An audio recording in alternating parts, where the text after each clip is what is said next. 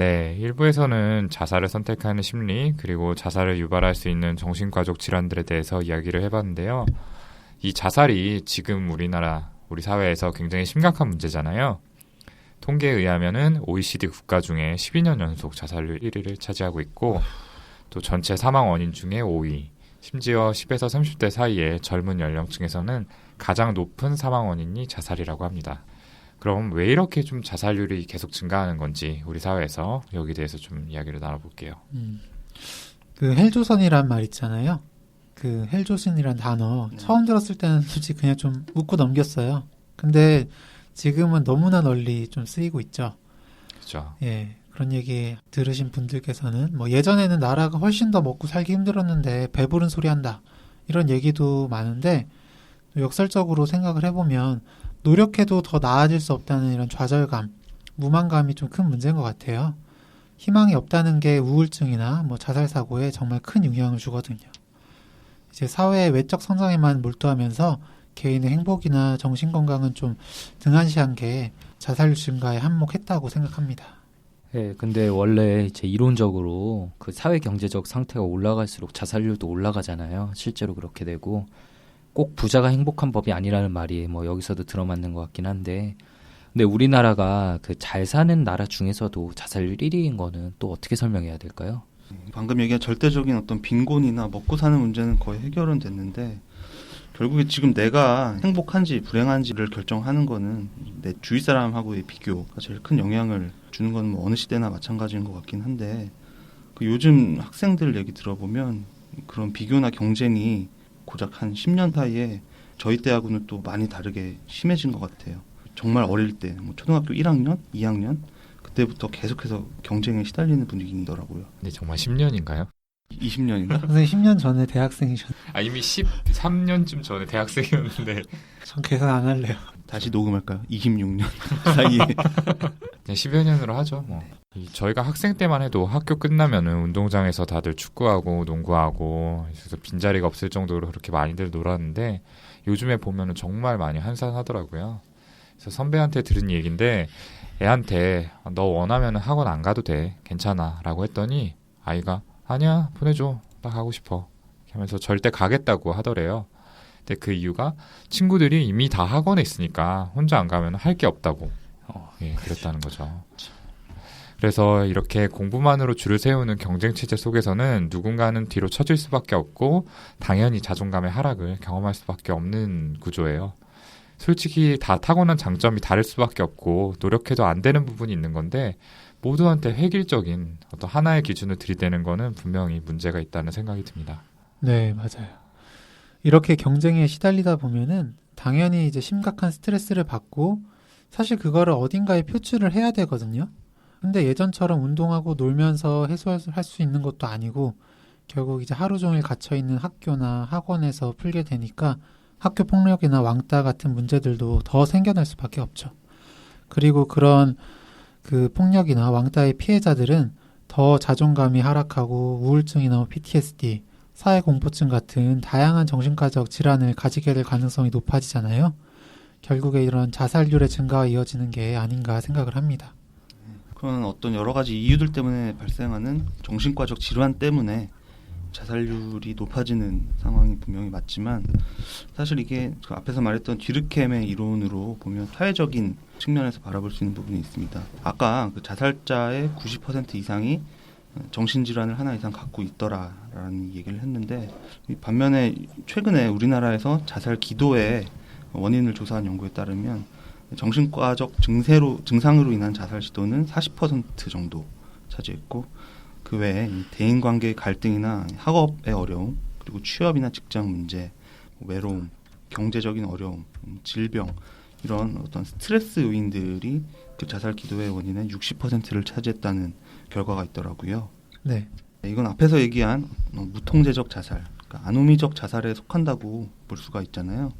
경쟁 과정에서 갑자기 대열에서 떨어져서 그 상태에서 다른 목표를 찾지 못하다 보면 이게 꼭 정신질환이 발병한다기보다는 그 상태에서 스스로 낙오자로 규정이 돼서 그런 아노미 상태에서 자살까지 시도하는 경우가 상당히 많다고 볼 수 있는 것 같습니다. 실제로 우리나라의 통계를 찾아보니까 사회적인 국가적인 아노미 상태라고 볼 수 있는 이 IMF 직후였던 98년에 그 전해보다 자살률이 한 40%가 늘었더라고요. 그 2008년에 금융위기 이후에도 한 20% 정도가 자살률이 높아져서 이전으로 회복되지를 못했고요. 이런 급작스러운 사회 전반의 위기나 어떤 변화 때문에 생기는 어떤 불가피한 아노미 상태가 분명히 자살률에 큰 영향을 미친다고 볼 수 있을 것 같고요. 근데 또 반면에 그 2003년 이후로 그러니까 OECD 자살률 1위를 계속 지키고 있다고 했는데 이런 우리나라 상황은 급작스러운 아노미라기보다는 어떤 지속적인 우리의 문화적인, 사회적인 어떤 구조나 풍조의 문제를 별개로 생각해봐야 될 것 같긴 합니다. 맞습니다. 뭐 제 얘기를 좀 해보자면은 저는 고등학교 때까지는 그래도 좀 공부를 하는 편이었는데 대학 입학 후에 꼴찌 그룹에 속하게 되는 급격한 변화를 겪으면서 예, 좀 혼란의 시기를 가졌었어요. 자기 고백을. 근데 사회 문제인가요? 근데 저도 아노미 상태를 겪었다는 건데 이게 제가 이 얘기를 꺼낸 이유가 몇 년 지난 일이라 청취자분들께서 기억하실지 모르겠는데 그 2011년에서 12년 사이에 카이스트 학생들 중에 6명이 연속으로 자살을 하는 사건이 있었어요. 네, 기억나요. 네. 충격이었죠. 네, 그때 저도 되게 사실 공감이 갔거든요. 그분들도 고등학교 때까지는 얼마나 공부 잘하는 분들이었겠어요. 근데 대학교 가서 막 되게 힘들어하셨던 건데 그때 이슈화된 게 그 학점에 따라서 등록금이 달라질 정도로 그 학업 스트레스를 강하게 받는 환경을 거기서 만들었다라는 얘기였거든요. 그래서 저는 그 자살들도 아노미적 자살에 속한다고 봐요. 그 환경이 결국 그 사람들을 그렇게 만든 거고 우리나라에서 늘어나는 자살들의 단면을 보여주는 사례인 것 같거든요. 근데 사실 제3자의 입장에서 좀 냉정하게 생각해 보면 아무리 해도 내가 원하는 학점, 그런 성적을 못 얻을 것 같으면 다른 길을 선택할 수도 있는 거잖아요. 네, 목숨보다 소중한 건 없으니까. 네, 저도 뭐 의과대학에서 잘 적응 못할 때 뭐 부모님한테 나 전공을 바꾸고 싶다 이런 얘기도 했었거든요. 근데 아노미 자살을 그 선택하는 사람들은 그 사회나 타인들과의 관계에 완전 목을 맨 사람들인 경우가 많대요. 자신이 속한 사회나 집단 그리고 혹은 그 집단의 가치 같은 것에 자신의 삶을 살아가는 의미를 이렇게 부여받고 있었는데 그게 무너져 버리는 순간 아 내가 어디에 소속되었는지 모르는 아노미 상태가 되면서 자살을 선택하게 되는 것이죠. 예, 그러니까요. 이 앞에서도 이야기를 했지만 너무 획일화된 기준만을 강요한다면 결국에 뒤처지는 사람이 나올 수밖에 없는데 참 그 사람이 더 잘하는 다른 분야가 당연히 있었을 텐데 모든 사람에게 공부와 성적만을 강요하고 더 다양한 삶의 목표들을 찾을 만한 여유를 주지 않는 사회적 분위기가 이런 아노미적 자살을 늘려나가고 있다라고 볼 수 있을 것 같습니다. 네. 저는 이제 저희가 지금까지 이야기한 뭐 심한 경쟁 그리고 획일화된 평가 외에도 자살을 늘리는 사회적 요인이라고 또 생각되는 게 이 가정이 기능을 상실한 것이 자살률 증가에 큰 영향을 미쳤다고 봐요. 저희가 앞선 1부에서 자살의 위험성을 평가할 때 이렇게 기혼인 사람, 그러니까 가정이 있는 사람, 그리고 자녀가 있는 사람들이 그렇지 않은 사람들에 비해서 자살 위험도를 낮게 평가한다고 얘기했잖아요. 네. 네. 그게 사람은 기본적으로 사회적 동물이기 때문에 자신이 어느 집단에 속해 있을 때 안정감을 느끼게 돼요. 가장 기본적이면서도 큰 소속감을 주는 집단이 역시 가정인데 내가 이제 다른 곳에서 뭐 예를 들어 뭐 회사나 뭐 학교나 이런 곳에서 아무리 뭐 실패자 취급을 받아도 나를 그런 외부의 기준이 아니라 나 자체로 무조건적으로 사랑해주는 이렇게 집에서 위안을 받고 자존감을 유지하고 그러다가 또 재기를 할 수 있는 거거든요. 그렇죠. 예. 근데 이 가정의 기능이 예전에 비해 상실되어 버린 거죠. 이제 뭐 부모님들은 사실 너무 밥 먹고 살기 힘드니까 맞벌이 하느라 이제 아이의 안정적인 애착 형성이 힘들고 그런 아이가 학교 들어가고 나면 밤늦게까지 학원 수업 듣고 집에 오면 이제 자야 되고 아이가 가정의 소속감을 느끼기 힘들지 않을까요? 근데 이거는 부모님 입장에서도 마찬가지일 것 같아요. 굉장히 회사에서 고생하고 집에 와도 가족들과 잠깐 대화할 시간도 없고 아이는 집에 오지 않고 그러다 자면 또 아침 일찍 출근해야 되고 서로 가족 간에 시간을 보내기가 힘드니까 가정이 이제 정신적 안식처로서의 기능을 할 수가 없는 거고 나를 이렇게 붙들어주는 소속감이 없으니까 아노미적 자살을 할 위험성이 올라가는 것 같아요. 저녁이 있는 삶이 정말 정신건강에 필요한 것 같습니다. 이런 얘기를 들어보니까. 맞아요. 좋은 캐치프라이즈였는데. 가정의 기능이 또 회복되어야 하는 큰 이유가 또 있는데 그 사실 청소년이나 청년 자살률만 보면은 우리나라보다 높은 나라들이 많거든요. 근데 우리나라가 OECD 1위를 하는 이유는 이제 70대 이상이나 80대 이상 이 노년에서의 자살률이 높기 때문입니다. 70대 이상에서는 10만 명당 63명, 80대 이상에서는 10만 명당 84명 수준인데 전체 평균은 10만 명당 26명 정도거든요. 그러니까 이 수치만 봐도 정말 엄청난 거라는 걸 좀 알 수 있으시겠죠? 3배가 넘네요. 그렇죠. 이제 이분들은 전쟁도 겪으시고 이제 지금 선진국 대열에 올려놓으시기까지 정말 노력을 많이 하신 분들인데 이분들한테 제대로 된 보상이 솔직히 이루어지지 않잖아요. 그렇게 돼서 이제 빈곤이 너무 심하다 보니까 견디지 못하고 자살을 이렇게 선택하게 되시는 거죠. 네. 만약 예전 같은 대가족 이런 사회였다면은 이렇게 방치되시는 일까지는 적었을 텐데 솔직히 너무 안타깝고 이분들에 대한 좀 사회 구조적인 도움이 필요하다고 생각을 해요. 네, 이런 이야기를 들어보면은 정말 안 힘든 나이대가 없는 것 같다라는 생각이 들어요. 또 우리나라에서 가장 자살에 위험한 군은 50대 남성이고 2위는 40대 남성이다 이런 이야기도 있잖아요. 네, 이분들 같은 경우에는 위로는 부모님 모시고 아래로는 자녀 키우고 또 직장에 가서 치이고 이러다 보면은 어느새 벼랑 끝으로 내몰리게 되는 그런 현실이 아닌가라는 생각이 듭니다. 우리나라가 좀 어떤 방식으로 변화해야 모두가 힘든 이 현실이 좀 편해질 수 있을까요? 너무나 얽혀있는 실타래 같은 문제라 저희들도 정답을 모르는데 청취자분들께서도 한번 생각해 보시면 좋을 것 같습니다. 자, 이제 오늘 시간의 마지막 이야기로 정신과에서는 자살을 생각하는 분들 그리고 시도하신 분들을 좀 어떻게 치료하는지에 대해서 이야기를 드려보도록 하겠습니다. 일단 아까 말씀드린 것처럼 많은 경우에는 정신질환을 가지고 있기 때문에 그에 대한 정확한 진단이 우선이겠죠. 아까 경계성 인격 환자분들이 하는 반복적인 자해에 대한 이야기를 했었는데요.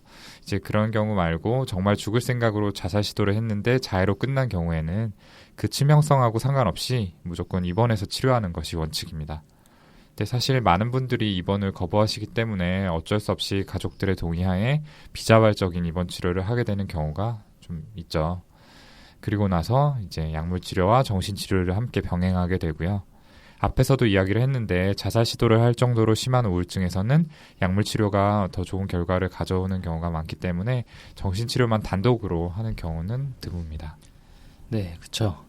그 만나뵈었던 환자분들 중에 나는 아주 어렸을 때부터 계속 우울했고 이건 타고난 거예요. 뭐 치료해봐야 소용이 없습니다. 이렇게 말하시던 분들도 사실 많은데 그분들 중에 약물 치료를 하고 나서 완전히 다른 인생을 살게 되는 경우들도 있어요. 네. 약물 치료할 때 역시 항우울제가 많은 도움이 되고요. 아까 말씀드렸던 리튬이라고 하는 약도 자살 사고나 자살 충동을 억제하는 데 큰 도움이 됩니다. 미국 정신과 학회에서 발표된 논문에서 리튬이 소량 포함이 된 물을 식수로 사용한 지역에서 자살률이 낮았다라는 내용의 논문을 발표했어요. 예. 리튬 탈 수는 없겠지만은 어쨌든 그 리튬에 대한 논의가 많이 있었고 되게 오래된 약이거든요. 가장 오래된 약 중에 하나인데 그래도 가장 효과가 있는 약이구나라는 결론을 내렸다고 합니다. 근데 옛날에 원래 이런 얘기도 있지 않았어요? 그 뭐 유럽 같은데 되게 막 전설적으로 내려오는 뭐 샘물, 기적의 샘물 이런 네. 것들 막 분석하니까 결국 리튬. 아, 그래요? 아, 리튬. 그래요? 정신과에서 들었던 얘기였는데 기적의 들어온다. 샘물이었구나. 예, 이렇게 입원을 해서 좀 안전한 환경 그리고 회복 기간을 확보하고 이 자살 행동으로 이어지는 가장 위험한 핵심 증상이 되는 그런 충동성이나 기분 증상들에 대한 그 약물 치료가 기본적으로 가장 중요하고요. 그리고 여기에 더해서 이 자살 충동으로 이어지는 잘못된 생각들에 관한 인지 치료를 같이 하게 됩니다.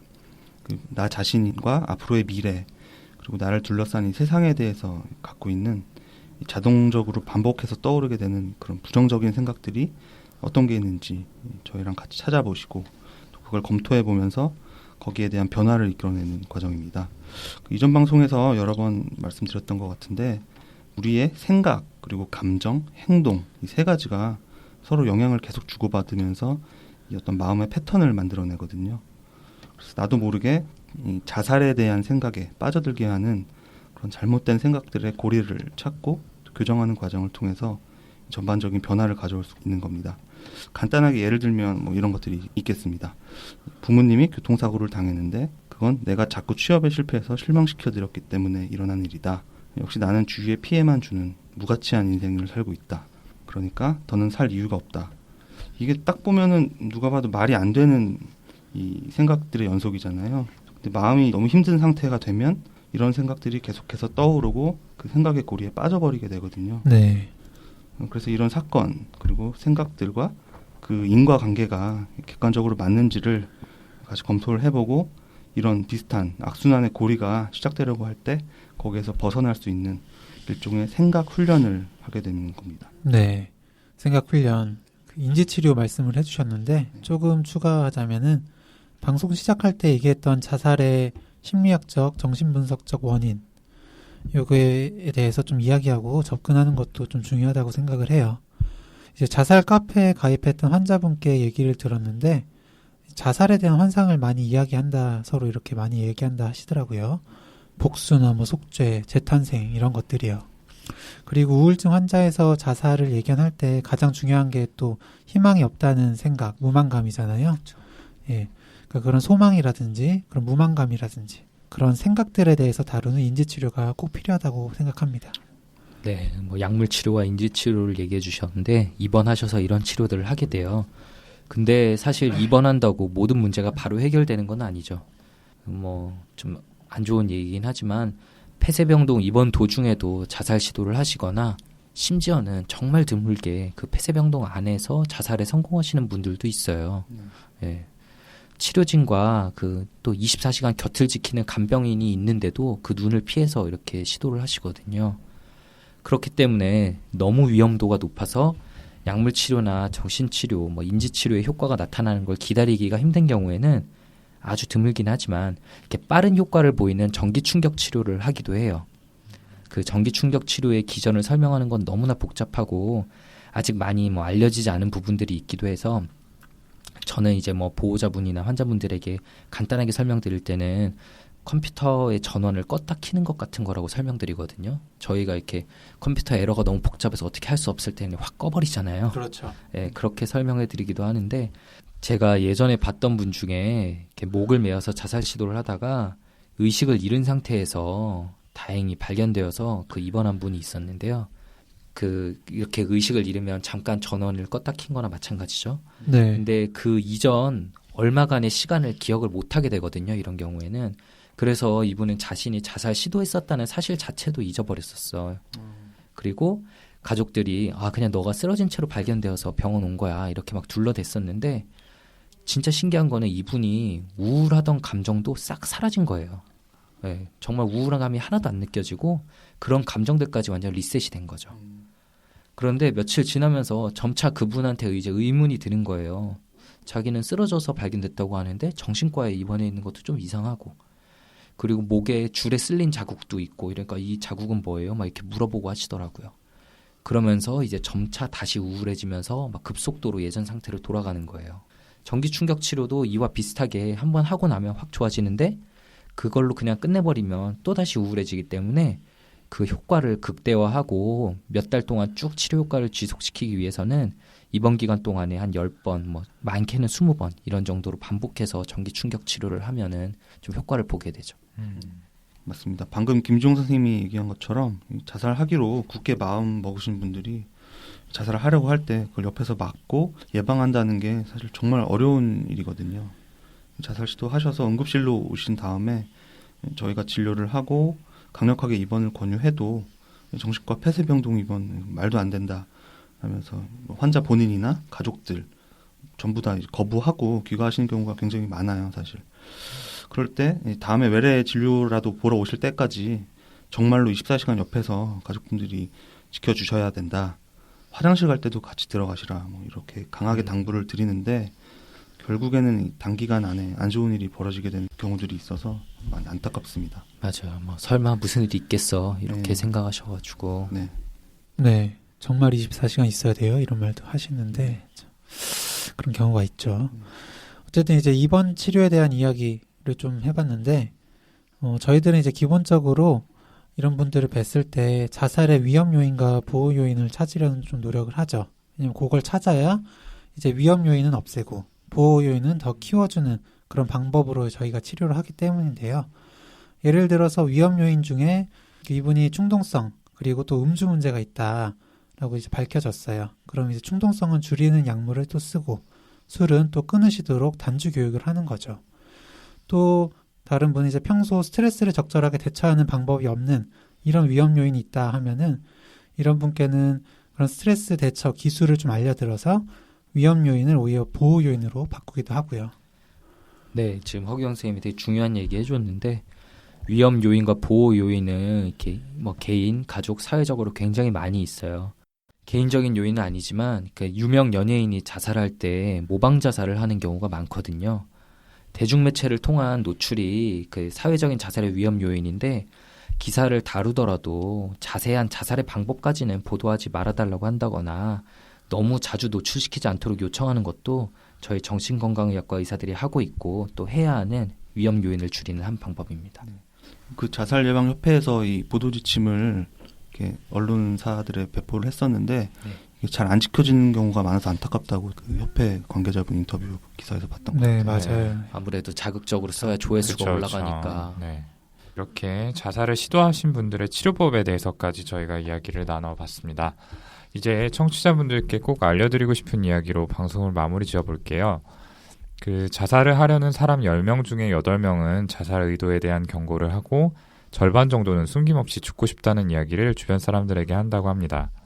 실제 자살 계획을 실행으로 옮기려는 위험한 징후로는 자살하겠다는 말을 했음에도 불구하고 이전에 비해서 차분하거나 초조함을 덜 보이는 경우 등이 있고요. 우울한 사람에게 자살에 대한 생각이 있냐고 묻는 것이 자살을 키우는 게 절대 아니고 오랫동안 감춰온 자살에 대한 생각을 처음으로 이야기하는 기회가 될 수 있으니까 주변에 걱정되는 가까운 사람이 있다면 속으로만 걱정하지 마시고 한번 이야기를 꺼내보시는 게 좋을 것 같습니다. 그리고 위험하다고 판단이 되면은 꼭 전문가에게 진료를 받을 수 있도록 도와주시는 게 그분들을 위하는 길일 거라는 생각이 듭니다. 예, 이렇게 오늘 방송 마무리 짓겠고요. 마지막으로 끝내기 전에 한 번 더 저희 사연 피드백 보내주실 메일 주소와 페이스북, 카카오 플러스 친구 소개 한 번 더 부탁드릴게요. 이메일 주소 brainrich6@gmail.com brainrich 숫자 6 @gmail.com으로 정신과에 관한 궁금증이나 사연 그리고 본인이나 주위 사람의 심리에 관해서 궁금한 것들 사연 보내주시면 감사하겠습니다. 그리고 페이스북, 카카오톡 플러스 친구로 이 뇌부자들 아이디로 검색하시면 저희의 새로운 소식과 그리고 방송에서 미처 못다한 이야기들을 올리고 있으니까 많이 친구 추가하셔서 들어주시면 좋겠습니다. 네, 좋습니다. 그리고 저희가 오늘 방송의 주제였던 자살, 이 자살 예방에 작은 힘이나마 보태기 위해서 컨텐츠 펀딩을 하고 있습니다. 자몽.co.kr zamong.co.kr에 접속하시면은 저희가 진행하는 콘텐츠 펀딩 내용을 자세히 볼 수 있고요. 저희가 펀딩을 통해서 모인 금액은 전액 자살예방협회에 기부할 예정이니까요. 좋은 일에 참여한다는 뜻으로 많은 분들의 참여를 좀 부탁드리도록 하겠습니다. 예, 그러면 오늘 정비섭 시간 이걸로 마치고 저희는 12화 파트 2 예, 왜 이러는 걸까요? 시간에 다시 찾아뵙도록 하겠습니다. 감사합니다. 감사합니다. 감사합니다.